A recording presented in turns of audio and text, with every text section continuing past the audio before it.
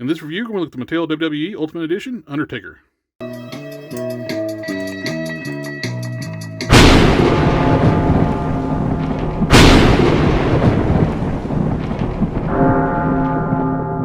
This is only the second Ultimate Edition figure I've actually looked at. It's actually the third one I've bought. I actually bought one of these before, opened it up, and had some bad QC issues. Had glue like all over the chest of the Undertaker. So I ended up taking it back. They didn't have any in stock. So it took a while. They finally started getting them in stock. I carefully looked through all the different ones to try to find one of the best ones. I think I got one. The Undertaker comes in a standard WWE Ultimate Edition style packaging with a big window box where you can see all the accessories clearly. You got the main figure, 2 alternate heads, hand, and a coat, jacket. A couple more alternate hands down here. Ultimate articulation for authentic posability. I like the full embossed logos on the boxes. Nice packaging. Standardized packaging on the sides. We got the Undertaker's name. Nice product imaging on the back. Nice photo back in the day when Kane versus Undertaker. Superstar, well defined, exactly for 3 decades. Undertaker spent his career taking souls and digging holes. Dead men commanded respect and fear using mystical mind games before he destroyed his victims. After all, anyone going toe-to-toe with the Phenom would soon rest in peace. 6'10", 2.08 meters, Death Valley, Tombstone, WWE champion. Nice picture of Undertaker back in the 90s. The packaging on these are a little different from standard WWE Elites. These are hinged window boxes. You got to cut all the tape on the sides, and the box will open up as such. Nice collector-friendly packaging. You can see all the different accessories. I like the fact this one comes with a lot more accessories than the Kane figure. You got more hands, 2 extra heads instead of just 1. It's a little more value for the buck because these are a $30 price point compared to the $20 price point for the Elites, which is it a good value? Well, let's look at that. Here we have Undertaker with all the accessories in the tray. And got some really good head sculpts. The alternate heads look more like Mark, I think, than the head it comes installed. It still looks like Mark. Kind of looks like the Chaos Comics style Undertaker.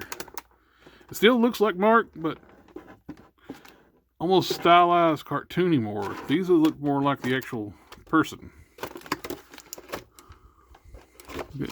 Let's get the Undertaker and Accessories out of the tray. Ooh, I like that.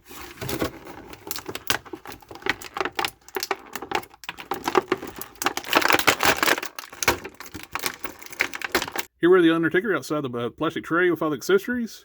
You got 3 sets of hands. You got 2 C-grip hands installed on the figure outside the box. You get 2 almost like a choke slam gripping hands and the hand where he's getting ready up is going to grab and get somebody on the choke slam. And you got the thumbs up where he's going to. I like all those. And the 2 extra heads. You get the signature eyes rolled back, tongue sticking out head, and a standard neutral face. Like I said, I think these look more like Mark than the head it comes installed. I'm not saying this doesn't look like Mark. It looks more stylized, almost cartoony. Reminds me a lot of the Chaos Comics Undertaker book, or more like a cartoon version of the Undertaker. And you get this accessory, like a big cape robe piece. It's a mixture of softer rubber and soft goods. I really like this piece. It looks really well done. But once you put it on the figure, though, it is going to traffic cone it a little bit. From the looks of it, we'll check that out here in a minute. Now, with the head it's installed, I really like how they did the hair. It's flowing, it's above the body itself, so it allows them to look down still. And good range of movement. The vest piece is glued on. It's not removable. One thing I'm not crazy about are these big elbow pads. They look a little oversized and bulbous. Now, these things are way oversized. They look ridiculous. They don't look like they're fit for these arms at all, and they're hindering movement a lot. Well, let's go ahead and slide these off. I'm gonna take the hands off. Take the wrist guards are a removable piece. Let's see what he looks like without these giant elbow pads, and see if the tattoos continue over down the arm without that. Yes, that looks so much better. We'll put this wrist guard back on. Let's put the alternate hands on. Slide that back down. Continues the glove look. Going to do the choke slam. Looks good. Let's do the other side the same way. That'll help when we do the articulation too. Let's go ahead and just get these off because they look ridiculous. They're not very good with accessories. And plus it covered up all this really nice tampographs too with the tattoos. And we do the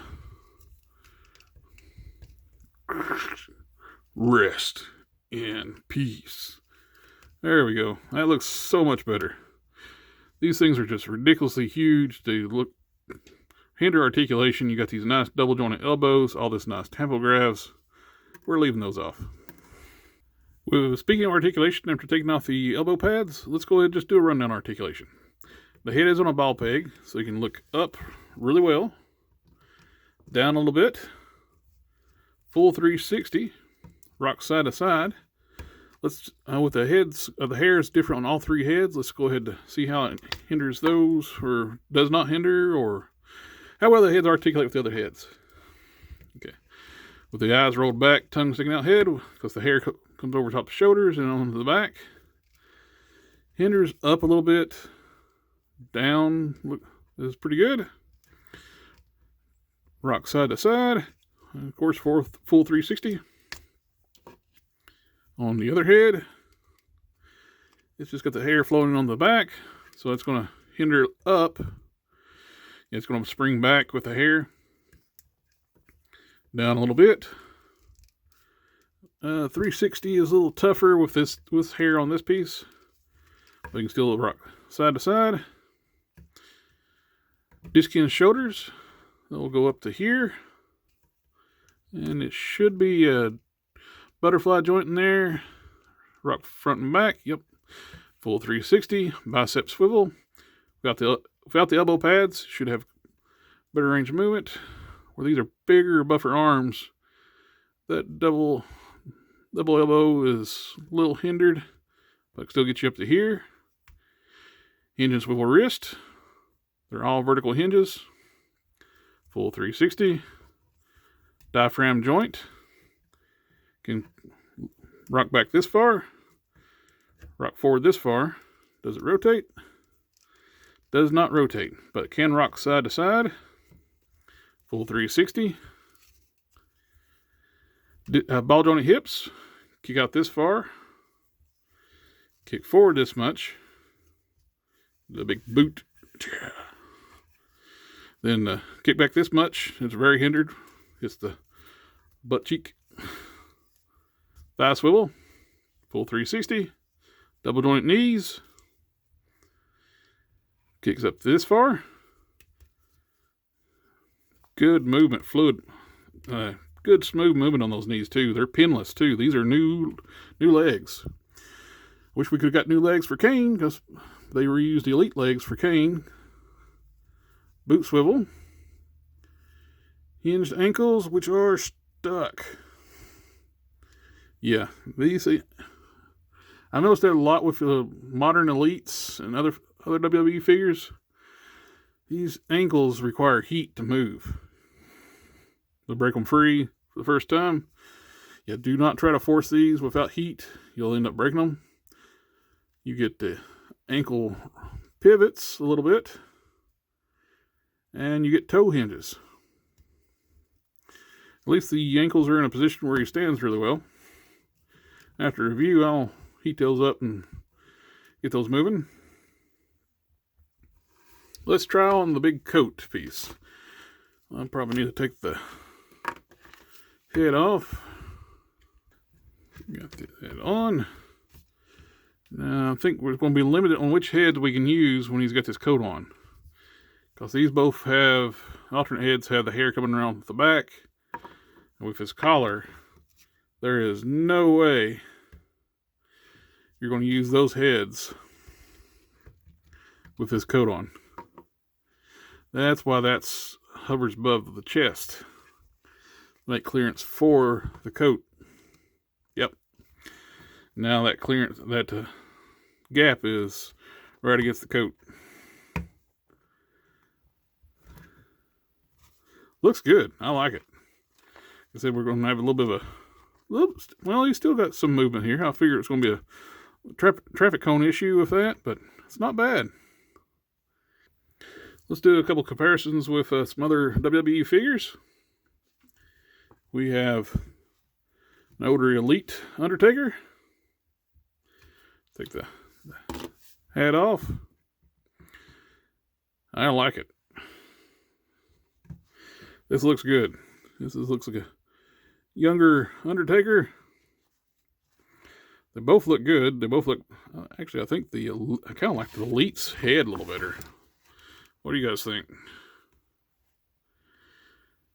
I think they both look good, though. I wonder if the hat fits on the new one. Oh, I like that, too. You can see the height difference. The Ultimate is a little taller. And let's see how he is with the Kane. He's eye to eye. He's actually taller than Kane. So I think the Kane's head is a little small. Actually, I like the height difference between this Elite Undertaker and Kane better. Of course, they're still the same height. Seems like Kane should be a little bit bigger, a little taller. He's 6'10", he's 7 foot. At least what they're built to be. I always remember the Kane looking just a little bit taller than the Undertaker. But I like it. I like it a lot. This one, the Undertaker, I like the size of the arms, the tampographs on the tattoos. They look really nice. Like a shame they got these covered up right out of the box. These look really good. Got some nice color on that one. Like we got new sculpted legs. Kane should have had some new legs too. They could actually sculpted this. Like it is sculpted up here, but they reused Elite legs. They kind of cheaped out on the Kane and went all out on the Undertaker. Because we got all the whole new overlay. We got new. Looks like to be all new sculpt. And Kane's got a lot of reuse from WWE Elite figures. The big guys like Undertaker and Kane, Scott Hall, Kevin Nash, they were some of the guys that really got me into watching wrestling back in the day, and also like Stone Cold, Steve Austin. But always a big fan of the big guys. Larger than life, figuratively and literally, really with these guys. I just found out something really interesting with this figure. I'm willing to bet that we're going to see another one down the line have swappable arms, because these arms are detachable. But we're going to get one with a coat, because you can just pop these arms out. So I guarantee we're going to get reuse later on, some sleeved arms. Ooh, I bet that makes it a lot easier to put this coat on.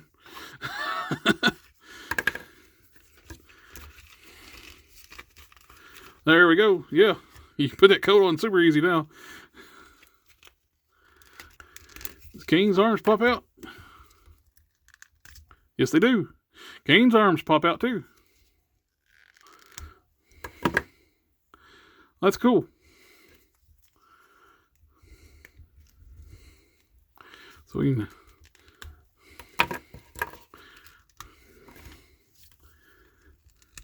put the Undertaker's arm on Kane.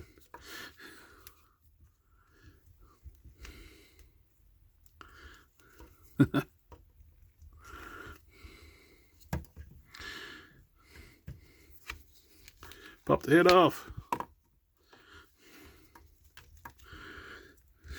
We have Undertaker wearing Kane's outfit. That's pretty cool. That's pretty cool. You can do some changing parts with these, and if you get an extra Kane or Undertaker, you want. I think I remember a storyline when Undertaker impersonated Kane. So that's pretty cool. You can actually replicate that. For the bang for the buck, I think this is a good deal. $30 is not that bad anymore. For all the accessories you get, and if these Ultimates stay $30, I think it's a good deal. On the Elites, they've been upgrading the Elites too. I've noticed they've been putting double jointed elbows on the Elites. I wish we could get some effort like this in some of the Mattel's other lines, but anyway, thanks for taking the time. Watch review, like, share, comment, subscribe, and I'll catch y'all next time.